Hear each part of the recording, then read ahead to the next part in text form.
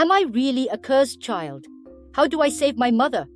Long ago, in a village located deep within the western parts of Africa, a child was born under an ominous sky. Her name was Yemi, meaning grace in the local dialect. For Yemi's arrival into the world was anything but ordinary.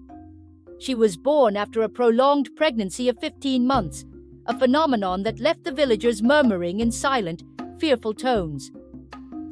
On the night of Yemi's birth, her father died under mysterious circumstances, leading the villagers to superstitiously label Yemi as a cursed child.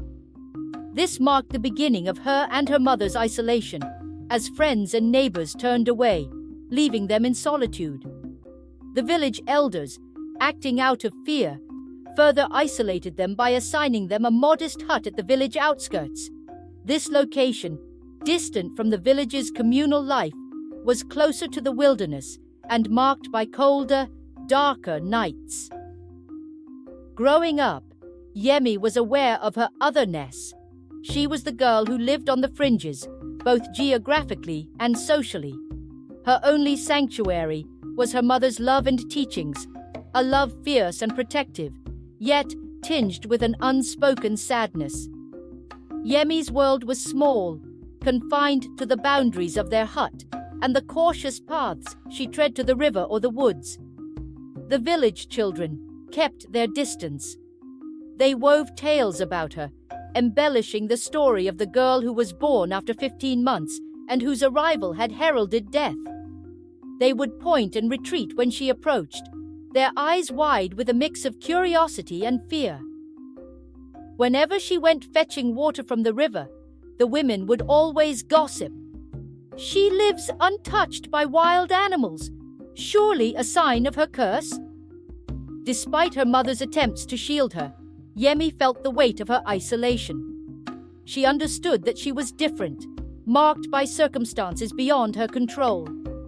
The whispered words, "cursed child," followed her like a shadow, a relentless reminder of her place in the world.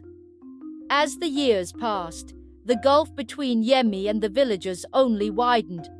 The rare times she ventured into the village were met with cold stares. The market, a vibrant tapestry of sounds and colors, was a labyrinth of rejection. She would return home, each time a little more resigned, a little more accepting of her fate as an outcast. Yet, in the depths of her heart, a flicker of hope remained alive, a hope that one day the barriers of fear and superstition would crumble, and she would find her place among those who had shunned her. As the sun rose over the village, a significant change began for Yemi. Simi, a kind-hearted and open-minded village girl, decided to overcome the superstitions dividing Yemi from the others. Simi had observed Yemi, curious about her solitary life. At the river, where women gathered, their paths finally crossed. Yemi, there alone, was trying to fill her calabash with water while staying out of everyone's way. Her movements were quick, aimed at minimizing her presence. As she bent over the water, her calabash slipped, spilling its contents. Before Yemi could react, Simi was at her side, her actions speaking louder than any words of comfort she might have offered. Together, they righted the calabash, Simi's hands steady and sure. Yemi looked up, startled, her eyes wide with a mix of fear and confusion. No one had voluntarily come this close to her in years. "Are you okay?" Simi asked, her voice gentle. The simple question took Yemi by surprise. Her usual encounters were filled with scorn or avoidance, not concern. Yemi's reply was a mere nod, her voice a mere whisper. "Yes, thank you." She turned to leave, but Simi persisted, her curiosity turning into a resolve to break through the barriers that had been unfairly built around Yemi. The next day, as if by unspoken agreement, they met again by the river. This time, their conversation stretched beyond mere pleasantries.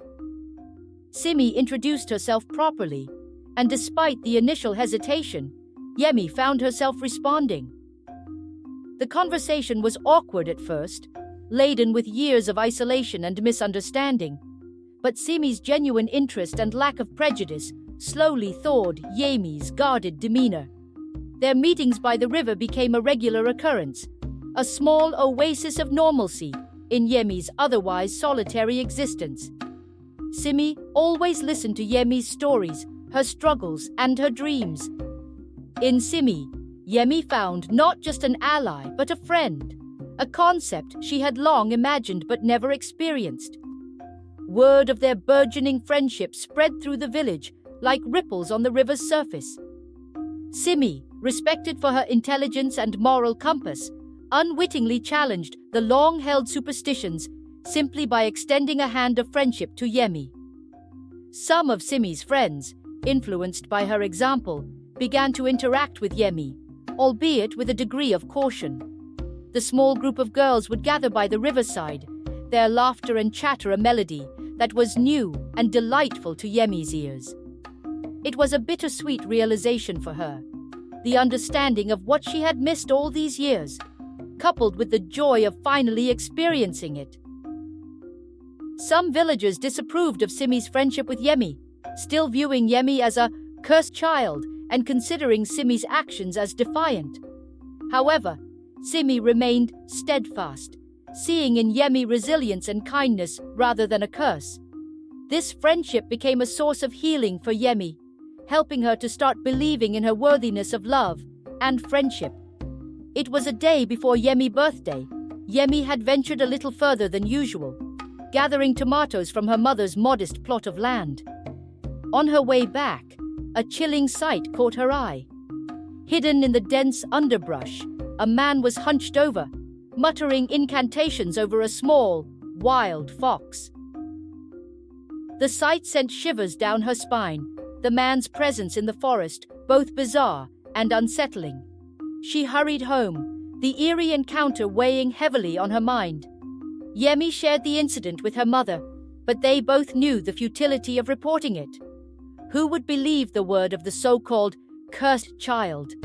They decided to keep it to themselves, unaware of how significant this sighting would soon become. The next morning, on her birthday, Yemi woke to a commotion outside their hut. Stepping out, she found herself facing a crowd of villagers, their faces twisted in anger and fear. At the forefront was a woman, Simi's mother, her eyes red from crying. "Where is my daughter, you witch?" she wailed, her voice laced with anguish and accusation. "Simi went to fetch water last evening and never returned. Her friends said you were the last person seen with her. Where is my daughter?" The accusation hit Yemi like a physical blow. Simi missing?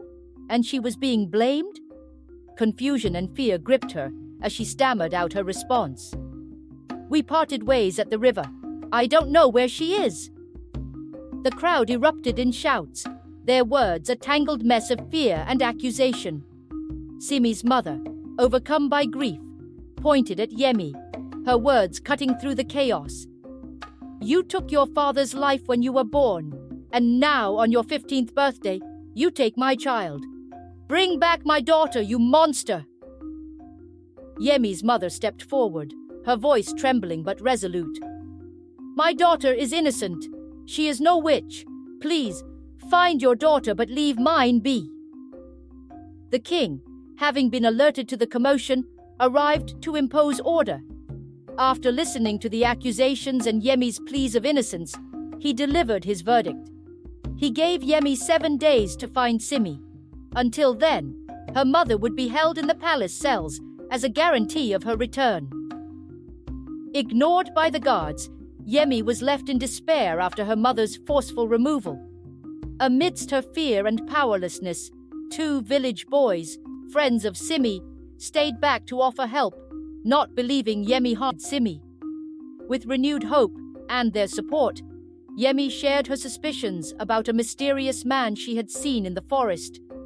Determined to find Simi, save her mother, and clear her name, Yemi and the boys embarked on a perilous journey into the forest at night, leaving the village and its rumors behind, driven by the urgency to unravel the forest's dark mysteries. Their first destination was the spot where Yemi had witnessed the eerie ritual. The forest was a maze of shadows and whispers, the trees standing like silent sentinels. They searched for any sign, any clue that might shed light on Simi's disappearance. But the forest yielded no secrets, its silence as perplexing as the mystery they sought to solve. Each day, they expanded their search, combing through the dense underbrush, exploring hidden paths, and questioning the few solitary figures they encountered. But the villagers they spoke to only offered skeptical looks and unhelpful shrugs.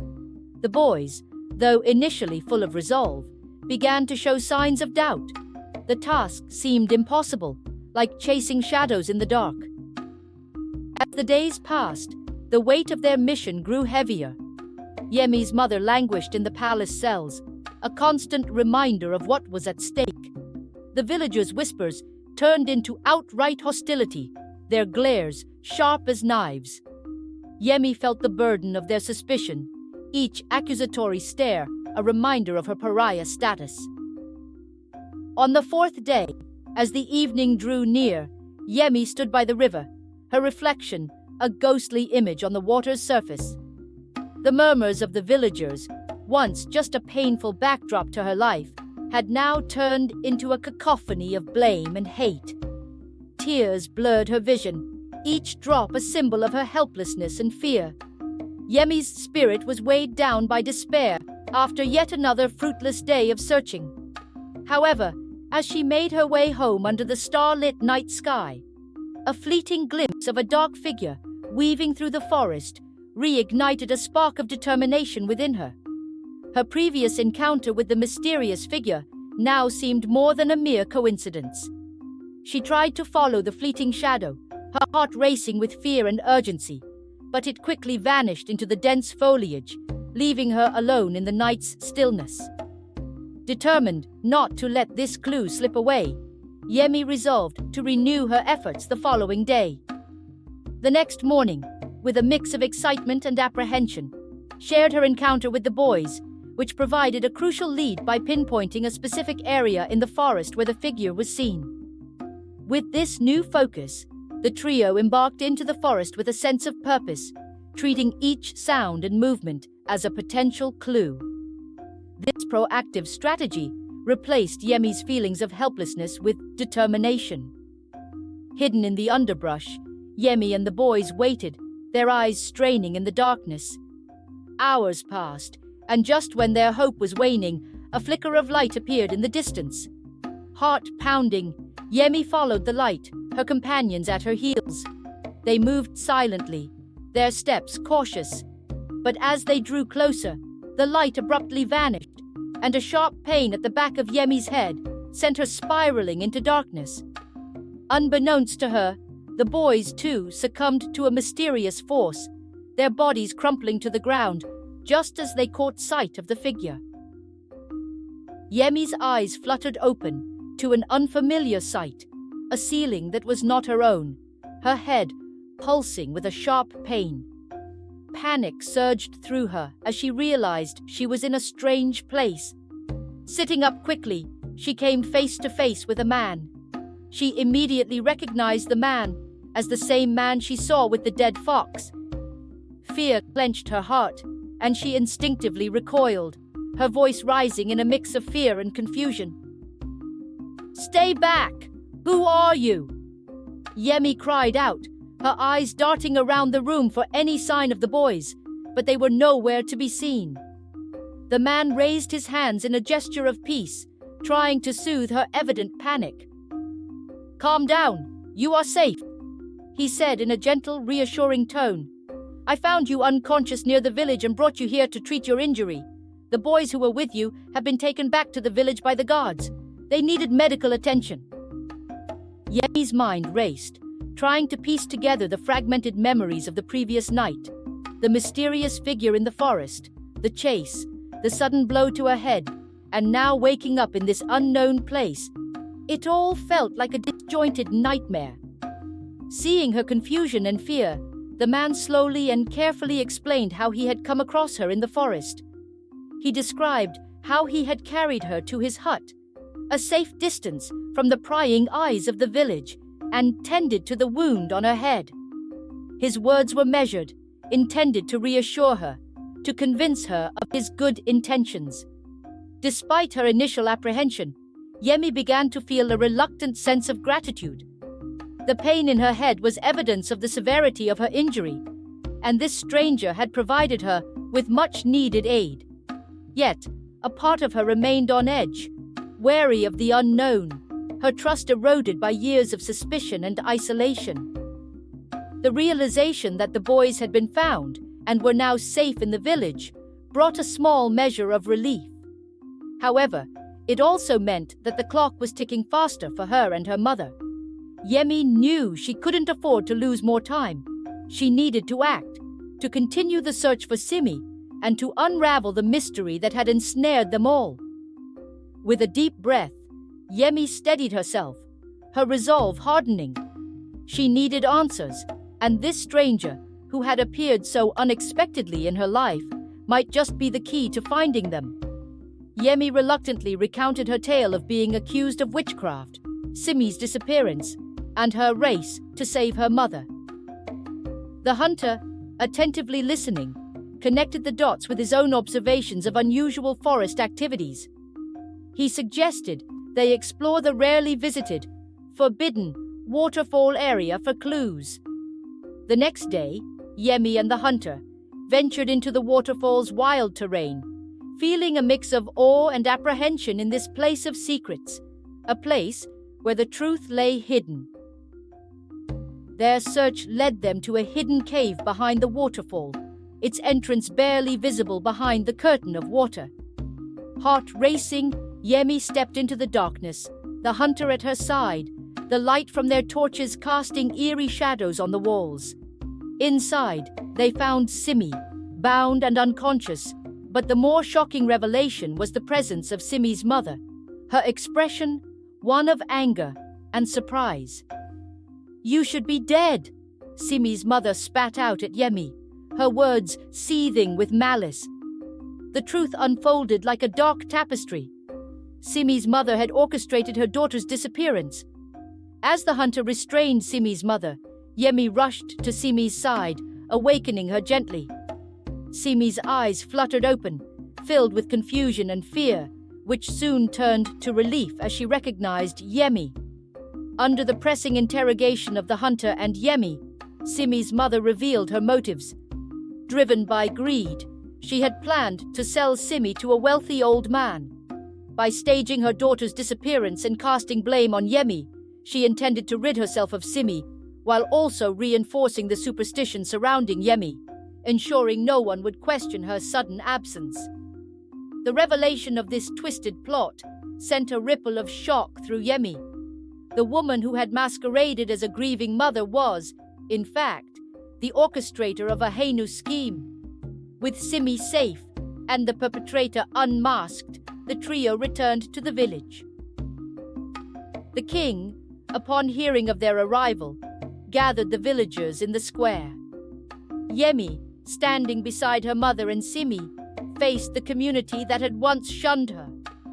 The king recounted the harrowing events, exposing Simi's mother's confession to the crowd. The villagers listened in stunned silence, their expressions a mix of disbelief and horror. Simi's mother, her facade crumbling, confessed her actions, laying bare her greed and the depths of her betrayal. She also confessed that she had poisoned Yemi's father out of jealousy of Yemi's father's reputation.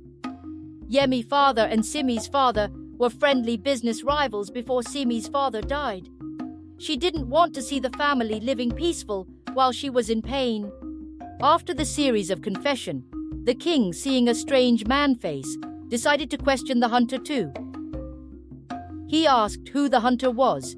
The hunter told the king and the crowd who he was. He told them he was a hunter who lived in the outskirts of the village where he found peace. The hunter revealed he protected the area from wild animals, inadvertently keeping Yemi and her mother safe. This revelation shifted the villagers' perception, realizing Yemi's safety was partly due to the hunter. Consequently, Yemi's unjust stigma was lifted. causing collective remorse and respect among the villagers.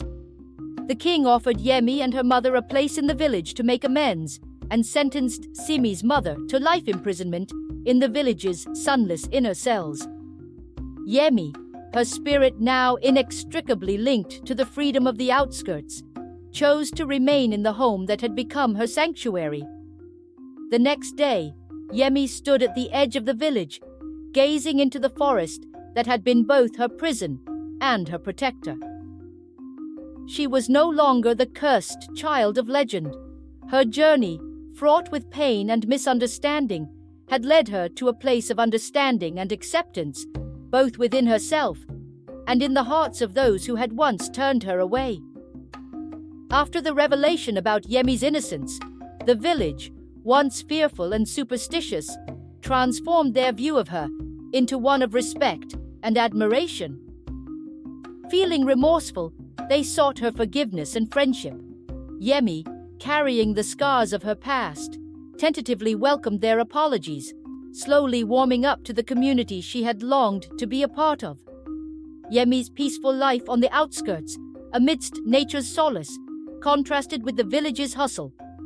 Simi, having realized her mother's wrongdoings, sought solace with Yemi and her mother, forming a new family bonded by shared experiences and mutual support. To rectify past injustices, the king built protective walls around the village, including Yemi's area, symbolizing a commitment to safety and understanding.